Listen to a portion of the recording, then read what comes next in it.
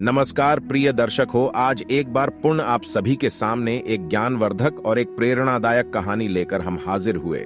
चाहे मर जाना मगर ये 3 बातें स्त्रियों को कभी मत बताना। दर्शकों, आज की एक कहानी बड़ी ही ज्ञानवर्धक और बहुत ही रोचक है। आज के इस कहानी का मकसद है कि कभी भी इन 3 बातों को स्त्रियों को या अपनी पत्नियों को कभी नहीं बतानी चाहिए। जो भी पुरुष ये 3 बातें स्त्रियों को बता देता है, सब पुरुष सदा के लिए ही गरीब रहता है, वे पुरुष सदा दुखी रहता है। तो दर्शकों, आज की हमारी एक कहानी बहुत ही ज्ञानवर्धक और बहुत ही प्रेरणादायक है। इसलिए आप सभी दर्शकों से हम यह आग्रह करते हैं कि आज के इस ज्ञानवर्धक कहानी को, ज्ञानवर्धक प्रसंग को अपने मित्र बंधु तक अवश्य शेयर कीजिएगा, ताकि उन्हें भी इस ज्ञानवर्धक कहानी का लाभ प्राप्त हो सके। दर्शकों, अगर आप इस चैनल पर पहली बार आए हैं तो चैनल को सब्सक्राइब जरूर कर दीजिएगा, साथ ही बेल आइकॉन को प्रेस कर दीजिएगा, ताकि हमारी हर आने वाली वीडियो का नोटिफिकेशन आप सभी को समय समय पर प्राप्त हो सके। तो दर्शकों, आइए आपका ज्यादा समय बर्बाद ना करते हुए आज के इस कहानी को शुरू करते हैं। चाहे मर जाना मगर ये 3 बातें स्त्रियों को भूलकर भी मत बताना। दर्शकों, प्राचीन समय की बात है। एक नगर में एक राम गोपाल नाम का एक व्यक्ति रहा करता था। राम गोपाल मन से बहुत ही बोला था और बहुत ही सीधा साधा था और बिना पापी था। उसने अपने जीवन में कभी किसी प्रकार का कोई पाप नहीं किया था। दर्शकों, राम गोपाल की जो पत्नी थी थोड़ी भुलक्कड़ स्वभाव की थी और राम गोपाल के छोटे छोटे 2 बच्चे भी थे। और राम गोपाल अपनी पत्नी से किसी भी प्रकार की किसी भी बात को नहीं छुपाता था। और राम गोपाल अपने घर में अकेले ही कमाने वाला था। दोस्तों, जिस नगर में राम गोपाल रहा करता था, उस नगर में सबसे गरीब केवल राम गोपाल ही था। उसके अलावा उस पूरे नगर में कोई भी गरीब नहीं था। प्रिय दर्शकों, हर कोई राम गोपाल की पत्नी और राम गोपाल का गरीब होने के कारण मजाक उड़ाया करते थे। राम गोपाल अपने ही गांव में जो बड़े बड़े सेठ थे, उनके यहाँ नौकरी किया करता था और उनकी गायों को चराया करता था, उनकी भैंसों को चराता था। और इसी वजह से राम गोपाल का घर का चलन चल रहा था। उनसे ही 2 टाइम की रोटी मिल रही थी। परंतु 1 दिन की बात है कि किसी कारणवश राम गोपाल सेठ के यहाँ काम किया करता था। सेठ राम गोपाल को बुलाता है और राम गोपाल से कहता है कि राम गोपाल, अब तुम्हें कल से आने की कोई जरूरत नहीं है, क्योंकि हमने तुम्हारे अलावा किसी दूसरे को काम पर रख लिया है, जिसकी वजह से अब हम तुम्हें नहीं रख पाएंगे। और तुम्हारी जो पिछले महीने की पगार है उसे ही तुम ले जा सकते और यहाँ से जा सकते हैं। प्रिय दर्शकों, उसके बाद में राम गोपाल जिस सेठ के यहाँ काम किया करता था, उस दिन उस सेठ से अपने पिछले महीने की पगार लेकर अपने घर आ जाता है। राम गोपाल बहुत ही दुखी होता है और फिर घर आकर राम गोपाल जैसे ही अपनी पत्नी को पैसे देता है तो राम गोपाल की पत्नी बहुत ही खुश होती है। परंतु उसके बाद में राम गोपाल जब अपनी उस भुलक्कड़ पत्नी को बताता है कि अब मेरी नौकरी छूट चुकी है, अब कल के बाद मैं कहीं नहीं जाऊंगा, तो दर्शकों, उसके बाद में उस दिन के बाद राम गोपाल अपने घर में ही रहता है, क्योंकि राम गोपाल के पास अब कोई भी काम नहीं बचा था। उसके बाद में देखते ही देखते कई दिन बीत गए, परंतु राम गोपाल को कोई भी काम नहीं मिल रहा था और घर में रखे हुए जो पैसे थे जो उसे उसके सेठ ने दिए थे, पैसे भी धीरे धीरे खर्च हो रहे थे। उसके बाद में राम गोपाल इस बात को सोचने लगता है कि अब हमारे घर का चाल चलन कैसे चलेगा। हमारे घर में कमाने वाला केवल मैं अकेला हूं और मुझे कुछ ना कुछ तो करना ही होगा, वरना इस तरह तो हम भूखे मर जाएंगे। दोस्तों, इस प्रकार देखते ही देखते कई दिन बीत गए और फिर एक ऐसा समय आ जाता है जब राम गोपाल के घर में खाने के लिए एक दाना भी नहीं बचता है। फिर राम गोपाल बहुत ज्यादा उदास हो जाता है और फिर मन ही मन अपने आप को कोसने लगता है। और फिर एक दिन रात को राम गोपाल को अपने पत्नी और अपने बच्चों के साथ भूखा ही सोना पड़ता है। और फिर जैसे ही दूसरे दिन सवेरा हुआ तो राम गोपाल घाट से थोड़ी ही दूर एक जंगल में जाता है और जंगल में लक काटने के लिए जाता है। तो राम गोपाल जैसे ही जंगल में लकड़ियां काटने के लिए जाता है तो राम गोपाल को एक संत दिखाई देते हैं। जैसे ही राम गोपाल को वो संत दिखाई देते हैं तो वह राम गोपाल संत के नजदीक जाता है और फिर संत राम गोपाल को देखकर अपनी आंखें खोल लेते हैं। दर्शकों, राम गोपाल उस विद्वान संत को प्रणाम करता है और प्रणाम करने के बाद उनके पैरों में गिर जाता है और कहता है कि हे पिता, हे गुरुदेव, मेरे घर में खाने पीने के लिए दाना पानी नहीं है। दोस्तों, इसके आगे की कहानी हम गुरुजी के आवाज में सुनेंगे। मेरी बीवी और बच्चे भूखे मर रहे हैं। कृपया करें, आप मुझे कोई ऐसा सुझाव दें जिसकी वजह से मेरा घर ठीक तरह से चल सके। दर्शकों, इस प्रकार विनती करने के बाद में वे संत राम गोपाल की ओर देखता है और वह संत राम गोपाल की ओर देखकर ये पता है कि वह बहुत ही नापापी है। उसने अपने जीवन में आज तक पाप नहीं किया है और बहुत ही सीधा सादा स्वभाव का है। उसके इस स्वभाव को देखकर वे विद्वान साधु राम गोपाल से कहता है कि राम गोपाल, मैं तुम्हें आज ऐसे ही एक पेड़ के बारे में बताने वाला हूँ। अगर उस पेड़ के नजदीक जाकर तुम उस पेड़ से जो भी मांगोगे तो वह पेड़ तुम्हें लाकर दे देगा, और अगर उस पेड़ का एक छोटा सा भी भाग, छोटी सी भी लकड़ी तुम तोड़ लेते हो, काट लेते हो, तो वह सोने में बदल जाएगी और इस तरह तुम अपने घर को चला सकते हो, अपने घर की गरीबी को दूर कर सकते हैं। दर्शक को इस प्रकार कह देते हैं, मगर संत राम गोपाल को ये बात भी कहते हैं कि अगर तुमने इस बात को अन्य किसी आदमी या किसी औरत को बताया तो उस दिन के बाद से ही तुम्हें ये पेड़ किसी प्रकार की कोई वस्तु नहीं देगा और तुम्हें सब कुछ देना बंद कर देगा। दर्शकों, उसके बाद में राम गोपाल तो सीधा सादा था और राम गोपाल उस साधु के द्वारा बताए गए उस पेड़ के नजदीक जाता है और पेड़ के नजदीक जाकर राम गोपाल को सबसे पहले अपनी बीवी और अपने बच्चों की याद आ गई और फिर राम गोपाल सबसे पहले उस पेड़ से, उस वृक्ष से एक बोरी चावल मांगता है। जैसे ही राम गोपाल उस वृक्ष से एक बोरी चावल मांगता है, झट से ही ना जाने कहां से एक बोरी चावल राम गोपाल के सामने आ जाते हैं। फिर राम गोपाल उस एक बोरी चावल को डोट ले जाता है घर में और घर जाकर अपनी बीवी और बच्चों को चावल खिलाता है और भरपेट भोजन करते हैं। पेड़ दर्शकों, उस दिन राम गोपाल ने अपनी पत्नी को ये नहीं बताया था कि मैं ये चावल कहाँ से लाया हूँ, परंतु फिर जैसे ही राम गोपाल दूसरे दिन उस वृक्ष के पास जाता है तो राम गोपाल उस वृक्ष से 5 सोने की मुद्राएं मांग लेता है और जैसे ही राम गोपाल मांगता है, सुबह वृक्ष झट से राम गोपाल को 5 सोने की मुद्रा दे देता है और राम गोपाल 5 सोने के सिक्के पाकर खुश हो जाता है और अपने घर को आ जाता है। घर आकर राम गोपाल अपनी पत्नी को 5 सोने के सिक्के देता है तो राम गोपाल की पत्नी भी बहुत खुश होती है और उसके बाद में राम गोपाल अपनी पत्नी को सारी बातें बता देता है, क्योंकि राम गोपाल की पत्नी ने जैसे ही राम गोपाल के हाथ में 5 सोने के सिक्के देखे तो वह राम गोपाल से पूछने लगी कि आखिर तुम ये कहां से लाए हो। राम गोपाल अपनी पत्नी को सारी बातें बता देता है। दर्शकों, उसके बाद में राम गोपाल अपनी पत्नी से कुछ नहीं छुपाता है, मगर राम गोपाल को इस बात का भी पता था कि उसकी पत्नी भुलक्कड़ स्वभाव की है। सारी बातें अपने पड़ोसियों को बता देती है, जो भी उसे बताता वो उसे बता देती है,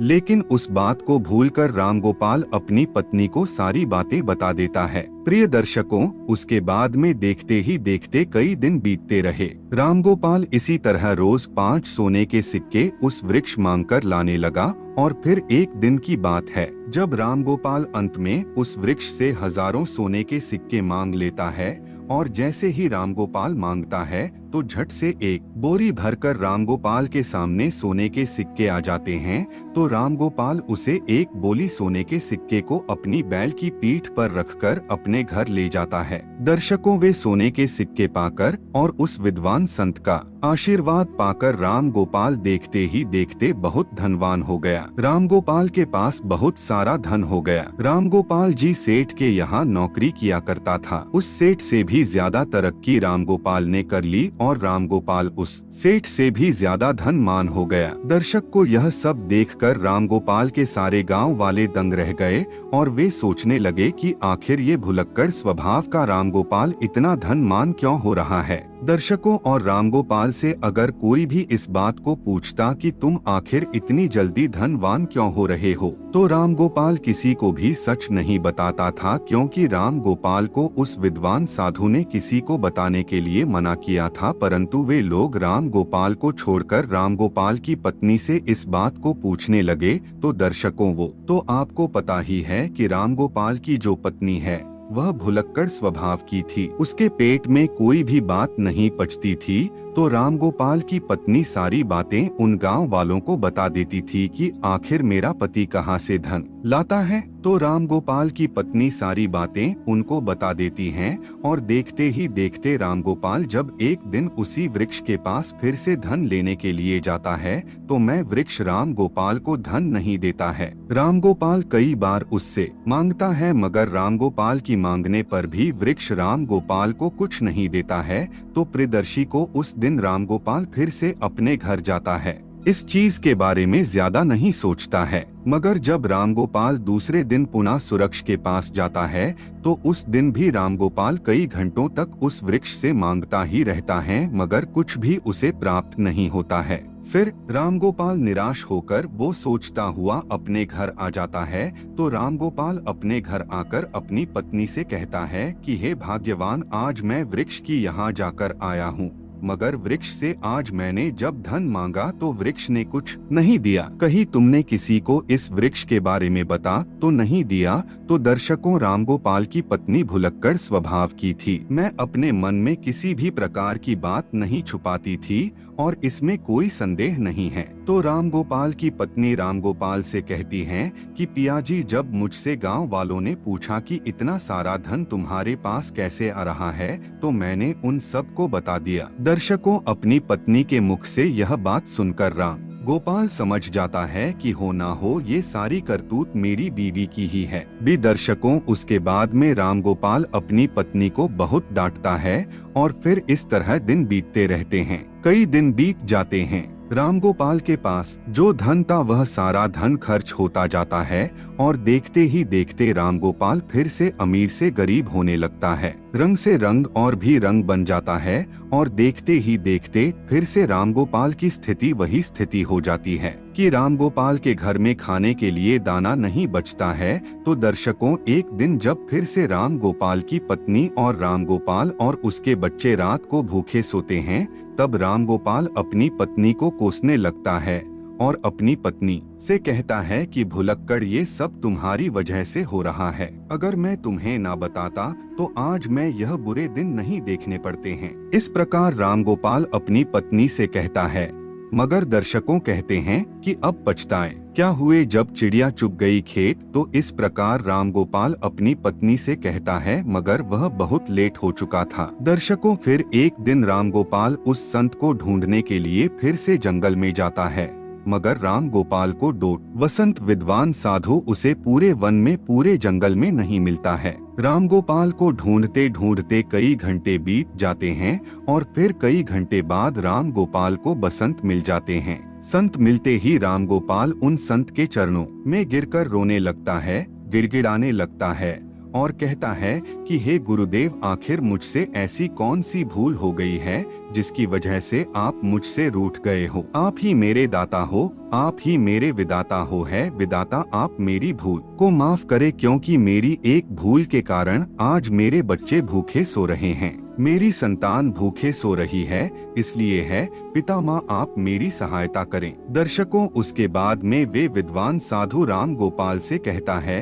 कि रामगोपाल, अगर ऐसी बात है तो मैं तुम्हें माफ करता हूँ, परंतु आज से मैं तुम्हें एक बात बताने वाला हूँ और मेरी बात यह है कि कभी भी जीवन में ये 3 बातें हर पुरुष को आप अपनी पत्नियों को, अपनी स्त्रियों को नहीं बतानी चाहिए। जो पुरुष ये 3 बातें अपनी स्त्रियों को बताता है वह पुरुष हमेशा जीवन में सदा के लिए दुखी रहता है, सदा के लिए जीवन में गरीब रहता है। दर्शकों, उसके बाद में विद्वान संत कहते हैं कि रामगोपाल, अगर इन 3 बातों को आज से ही तुम अमल कर लोगे तो फिर से तुम्हारे अच्छे दिन आ जाएंगे और फिर से तुम्हारे पास ठीक उसी तरह धन आने लगेगा जिस तरह तुम्हारे पास पहले ही था। तो प्रिय दर्शकों, वो संत रामगोपाल को पहली बात बताने लगता है और कहता है कि सबसे नंबर 1 पर है, कभी भी किसी पुरुष को अपनी पत्नी को अपनी कमाई का जरिया नहीं बताना चाहिए, क्योंकि अगर आप अपनी पत्नी को एक स्त्री को कमाई का जरिया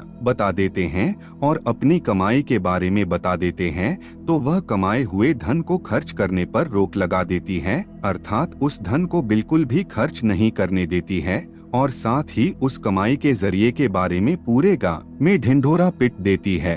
और अपनी बड़ाई समझकर, अपनी तारीफ समझकर लोगों को बता देती और जिसमें मानहानि एक पुरुष को ही होती है। दर्शक को इस प्रकार से रामगोपाल की पत्नी ने गांव के अन्य लोगों को कमाई का जरिया बताया था। ठीक उसी प्रकार किसी भी पुरुष को अपनी कमाई का जरिया और अपनी कमाई के बारे में कभी भी किसी स्त्री को अपनी पत्नियों को नहीं बताना चाहिए। प्रिय दर्शकों, दूसरी बात कि किसी भी पुरुष को अपनी पत्नी को अपनी कमजोरी नहीं बतानी चाहिए, क्योंकि जो पुरुष अपनी पत्नी को कमजोरी बताता है तो वह खुद फंस जाता है। क्योंकि अगर आप अपनी पत्नी को अपनी कमजोरी बताते हो तो वह बार बार आपकी उस कमजोरी को पकड़ लेगी और आपसे अपना काम करवाने लगेगी। उस कमजोरी को पकड़कर आपको दबाने लगेगी। और अगर आप अपनी कमजोरी अपनी पत्नी को बता देते हैं तो आप अपने जीवन में हमेशा पछताते ही रहोगे।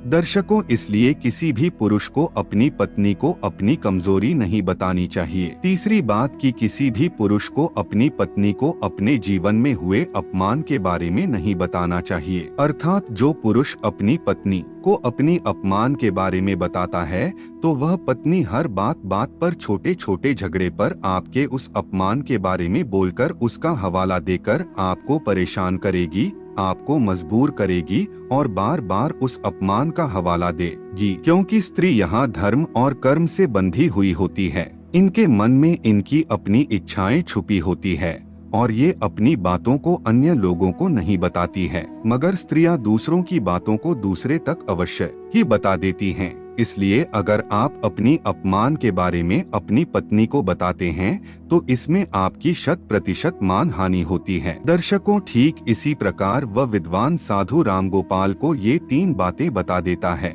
रामगोपाल संत के द्वारा बताई गई इन 3 बातों पर अमल करता है और उसके बाद में अपने घर जाता है और घर जाकर इन 3 बातों पर अमल करने लगता है। दर्शकों, फिर देखते ही देखते पुनः रामगोपाल की वहीं अच्छे दिन वापस आने लगते हैं। मगर उसके बाद में रामगोपाल उस विद्वान संत के द्वारा कही इन 3 बातों पर अमल करने लगता है और जब अपनी पत्नी को डोट ये 3 बातें नहीं बताता है तो रामगोपाल फिर से रंग से राजा बन जाता है। तो दर्शकों, इस प्रकार ये 3 बातें स्त्रियों को नहीं बतानी चाहिए।